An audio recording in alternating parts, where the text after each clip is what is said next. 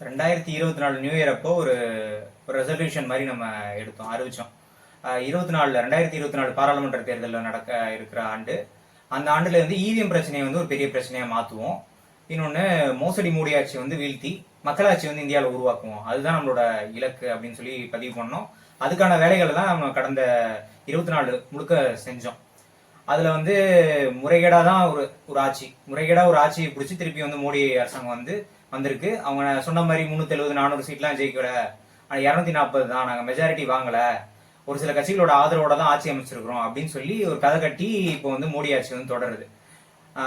நம்ம நிர்ணயிச்ச இலக்கு அடையலைனாலும் பாஜகவுக்கு ஒரு பெரிய பாதிப்பு வந்து இவிஎம் பிரச்சனை வந்து உண்டாக்கி இருக்கு அப்படிங்கறத நம்ம பார்க்க முடியுது. மக்கள் எல்லாருக்குமே அந்த விஷயம் தெரிஞ்சிருக்கு.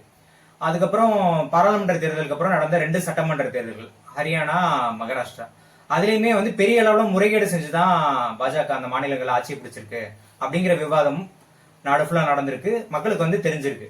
இப்ப தமிழ்நாட்டுல நம்ம நடைபயணம் நடத்தும் போது நிறைய ஊர்கள்ல மக்கள், சாதாரண கிராம மக்கள் வரை இவிஎம் முறைகேடு பத்தி தகவல் வந்து நமக்கு சொல்றாங்க. ஆமா, பழைய முறையில தான் தேர்தல் நடத்தணும், அதுதான் நம்பகமானது அப்படின்னு சொல்ற அளவுக்கு மக்கள் வந்து விழிப்புணர்வு அடைஞ்சிருக்கிறாங்க அப்படிங்கிறதெல்லாம் பார்க்க முடியுது.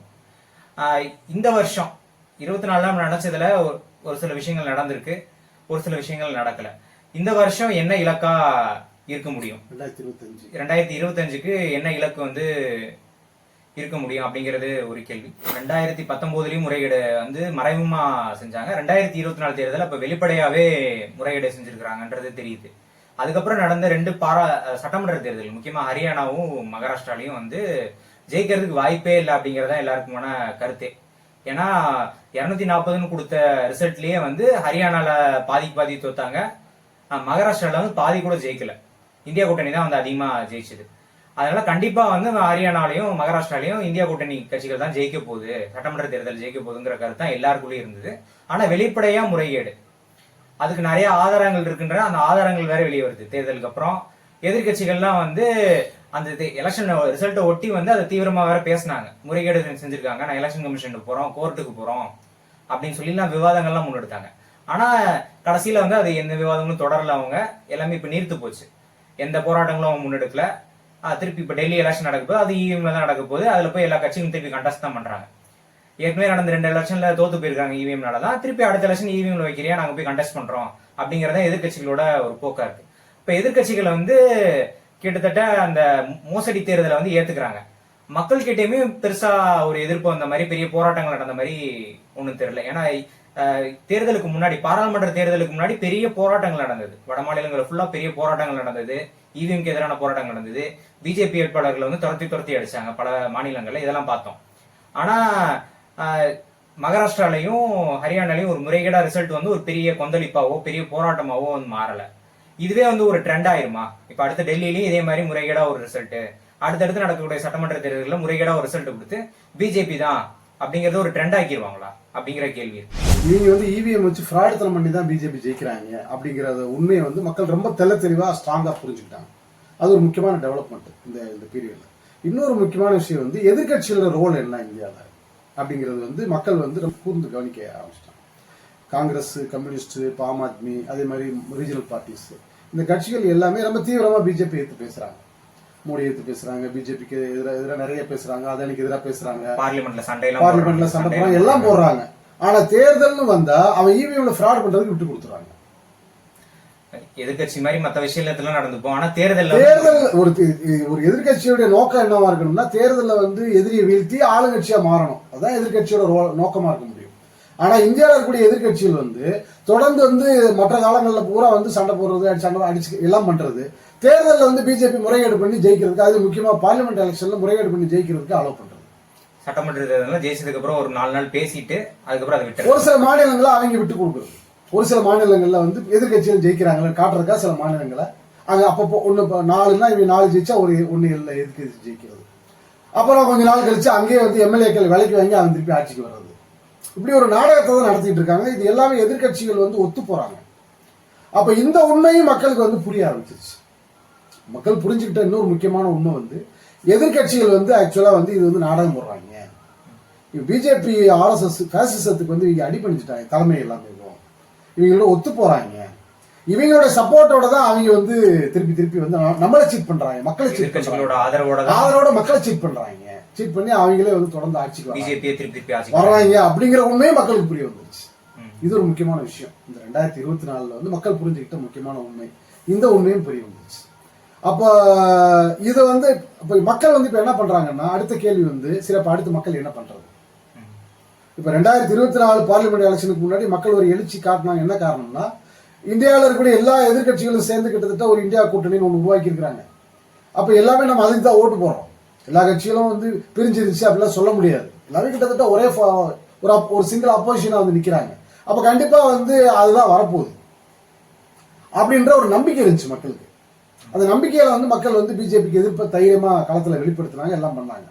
ஆனா தேர்தல் முடிவு வந்து மக்கள் எதிர்பார்த்ததுக்கு மாறா வருது. அதை எதிர்கட்சி அக்செப்ட் பண்ணிக்கிறாங்க. பார்லிமெண்ட் எலெக்ஷன் ரிசல்ட் வந்து எதிர்கட்சியில் ஒத்துக்கிட்டு என்ன பண்றாங்கன்னா, சைலண்டா பிஜேபி வந்து காங்கிரஸ் தான் முதல் ஸ்டேட்மெண்ட்டே கொடுக்குறான். இந்தியா கூட்டணிக்கு தலைமை தாங்கிறது காங்கிரஸ் முக்கியமான கட்சி. அவன் தான் முதல் ஸ்டேட்மெண்ட், நான் தேர்தல் முடிவு ஏத்துக்கிறேன்னு சொல்லி சொல்றாங்க.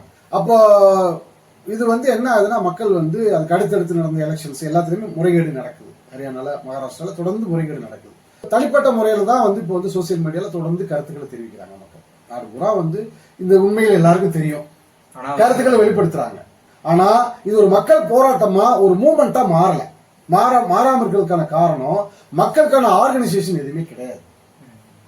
எல்லா ஆர்கனைசேஷனும் ஆர்எஸ்எஸ் கைப்பற்றிட்டாங்க, கட்டுப்பாட்டுக்குள்ள கொண்டு வந்துட்டாங்க. எதுவுமே வந்து இண்டிபெண்டன்ட் ஆர்கனைசேஷன் எதுவுமே கிடையாது. எதிர்கட்சி என்பதே மக்களுக்கான கட்சியே கிடையாது இந்தியால. அந்த உண்மையும் மக்களுக்கு இப்ப தெரிய ஆரம்பிச்சிருச்சு. அப்ப அந்த புரிதல் இருந்துதான் மக்களுக்காக போராடும் கட்சி ஒண்ணு உருவாக்கணும்ன்ற ஒரு முயற்சியை நம்ம இங்க தமிழ்நாட்டில் ஆரம்பிக்கிறோம். ஆரம்பிச்சு இப்ப அந்த கட்சியை வந்து நம்ம ஆன்லைன்ல உறுப்பினர் சேருங்கன்னு சொல்லி மக்களுக்கு அப்பீல் கொடுக்குறோம். இன்னைக்கு நம்ம சொல்லி ஒரு 4 நாள் ஆகுது. கிட்டத்தட்ட ஒரு 400 பேருக்கு மேல சேர்ந்திருக்கிறாங்க. 432. முக்கியமான டெவலப்மெண்ட் இது, முக்கியமான விஷயம். இந்த மாதிரி ஒரு முயற்சி இந்தியாவில் வேற எங்கேயுமே நடக்கிறதுக்கான சூழ்நிலையும் இல்லை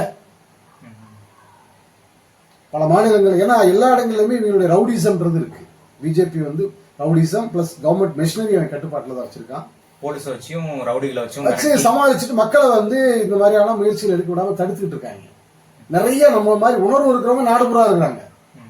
ஆனா ஒரு அமைப்பா ஒண்ணு சேர முடியல, செயல்பட முடியாம முடக்கப்பட்டிருக்கு. ஒரு அமைப்பா சேரணும். செயல்படணும்னா தனிநபர் செயல்பட முடியாது. நம்மளே செயல்பட விட முடக்கி நம்ம அதை மீறி நம்ம வர்றோம். அதுதான் இப்ப இந்த கட்டத்துக்கு வந்திருக்கிறோம். இப்ப 4 பேருன்ற டெவலப்மெண்ட் வருது. அப்ப இது எதை வெளிப்படுத்துது அப்படின்னா வந்து இவிஎம்க்கு எதிராக போராடுறதுக்கு ஒரு எதிர்கட்சி வேணும், ஒரு கட்சி வேணும் அப்படிங்கறத இன்னைக்கு இந்தியாவோட தேவை. இந்தியாவில் வந்து பிஜேபி வீழ்த்துறது மட்டும் இல்ல, ஜனநாயக உரிமையை வந்து பாதுகாக்கணும். ஓட்டுரிமைங்கிறது ஜனநாயக உரிமை. ஓட்டுரிமை இல்லைன்னா வந்து இந்திய மக்கள் வந்து நடைபெறத்துக்கு சமம். மக்களுக்கு எந்த உரிமையுமே கிடையாது. அப்ப இவங்க பிஜேபி என்ன ட்ரை பண்றாங்கன்னா வந்து இதையே ட்ரெண்ட் ஆக்கிடணும் ட்ரை பண்றாங்க. இப்படிதான் இருக்கும், முறைகேடு செஞ்சு இப்படிதான் நாங்க தான் இருப்போம், நாங்க தான் வருவோம்.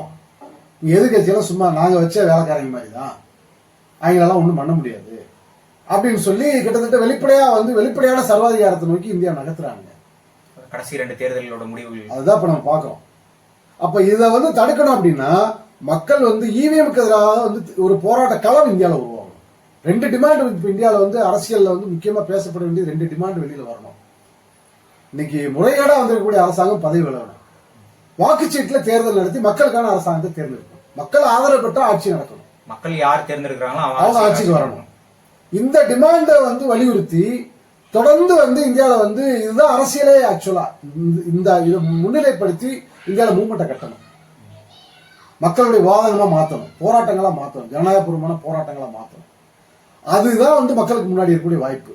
ஆனா இதுக்கு முன்னாடி நிக்கிறதுக்கு வந்து இந்திய மக்களுக்கு வந்து யாராவது எதிர்பார்க்கறாங்க. மக்கள் வந்து எல்லாமே தனித்தனியா இருக்கிறாங்க. இந்தியா பூரா இருக்காங்க. நம்ம மாதிரி ஆக்டிவிஸ்டுக்கு நிறைய பேர் இருக்கிறாங்க இந்தியா பூரா.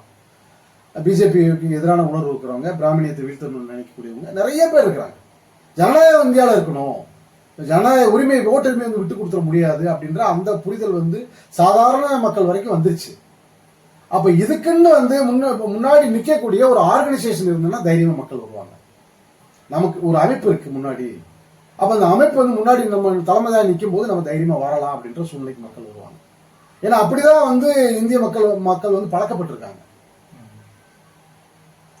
அது சுதந்திர போராட்ட காலமா இருந்தாலும் சரி, அதுக்கு முன்னாடியா இருந்தாலும் சரி, அதுக்கு பின்னாடியா இருந்தாலும் சரி, ஒரு ஆர்கனைசேஷன், ஒரு அமைப்பு வந்து ஒரு பிரச்சனையை முன்னெடுத்து போச்சுன்னா மற்ற எல்லாமே அதுக்கு ஃபாலோ பண்ணுவாங்க, சரியான விஷயமா இருந்ததுன்னா. அப்படிதான் வந்து மாற்றங்கள் இந்தியாவில் வந்து வர முடியும். முன்னாடி நிற்கிறதுக்கு ஒரு ஆர்கனைசேஷன் வந்து இப்ப நம்ம உருவாக்கிட்டு இருக்கோம். இப்ப இந்த ஆர்கனைசேஷன் வந்து அடுத்தடுத்த கட்டத்துக்கு வளரும். இது வந்து நம்ம என்ன பண்ணணும்னா வந்து 2 பிரச்சனையை வந்து முன்னிலைப்படுத்தி இந்த அமைப்பை வளர்க்கணும். ஏற்கனவே நான் சொன்ன மாதிரி வந்து மோடி அரசாங்கம் பதவி விலகணும், பிஜேபி அரசாங்கம் பதவி விலகணும். அந்த டிமாண்டை வந்து ஸ்ட்ராங்கா முன்னாடி வைக்கணும். ஏன்னா இது வந்து ஃப்ராட் கவர்மெண்ட். ஒரு ஃப்ராட் கவர்மெண்ட்டை தொடர்ச்சியா ஏத்துக்க முடியாது. 19ல ஃப்ராடு, 24ல ஃப்ராடு, தொடர்ந்து ஏத்துக்க முடியாது. அந்த கருத்தை மக்கள்கிட்ட ஸ்ட்ராங்கா கொண்டு போகணும். தொடர்ந்து நம்ம வந்து ஏமாளிகளா இருந்தோம்னு சொன்னா இவங்க இதே நிரந்தரமாக்கிடுவாங்க, மொத்தமா அடிமையாக்கிடுவாங்க. தேர்தலே நடத்த மாட்டாங்க. அது பிறகு கிட்டத்தட்ட வந்து முழுக்க அடிமையா மாத்திடுவானுங்க. அப்ப நம்ம வந்து இந்த ஃப்ராட் அரசாங்கம், இது உலகத்துல எங்கேயுமே வந்து இந்த மாதிரி ஒரு அரசாங்கத்தை மக்கள் ஏத்துக்கவே மாட்டாங்க. இந்திய மக்கள் வந்து அப்ப முட்டாள்கள். அப்ப இங்க எல்லாரும் அப்ப பிஜேபி RSS சூழ்ச்சி என்னங்கிறத வந்து மக்களுக்கு எடுத்து சொல்லி, மக்கள் வந்து இந்த அரசாங்கத்தை நாங்க ஏத்துக்க முடியாது, இந்த அரசாங்கம் பதவி விலகும், வாக்குச்சீட்டுல தேர்தல் நடத்தணும், இந்த கோரிக்கையை முன்னிலைப்படுத்தி தொடர்ச்சியா வந்து நம்ம வந்து விவாதங்களையும் போராட்டங்களையும் முன்னெடுக்கணும். மக்களுக்காக போராடும் கட்சி இந்த பிரச்சனையை முன்னெடுக்கணும். முன்னெடுக்க இந்த கட்சி வளரும், நாடு பூரா அந்த கருத்து பரவும்.